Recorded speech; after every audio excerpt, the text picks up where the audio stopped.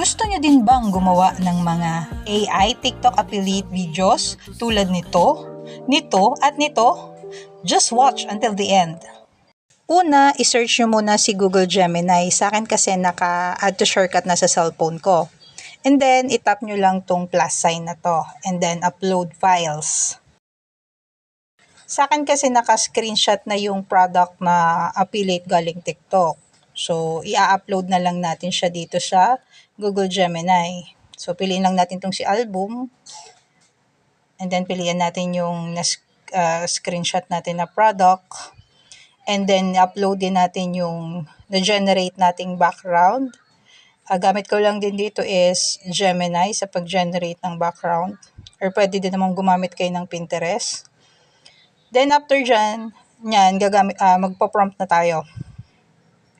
So, gagawa na tayo dyan ng prompt para mapagsama natin itong product dito sa background. So, ito yung ginawa ko. So, intayin lang natin siyang ma-generate. After na ma-generate yung picture, i-click lang natin yung picture.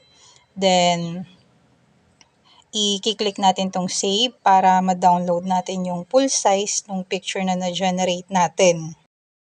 And then, after nyan, punta tayo sa Grok. So, si Grok is an application lang meron nito sa Play Store. So, create videos lang natin. And then, see all. And then, dyan sa see all, hanapin lang natin yung picture na ni-generate natin.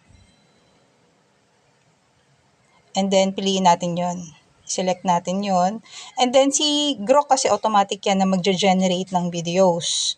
So, pwede natin yung gamitin. And then, sa akin kasi, naggagawa kasi ako ng prompt. So, pwede kayong gumawa ng prompt based sa preference nyo.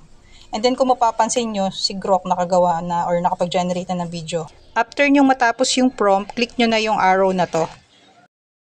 Then, wait lang natin na matapos hanggang sa ma-generate yung video natin. At click nyo lang din to para ma-download. So, kung nagustuhan nyo, follow for more!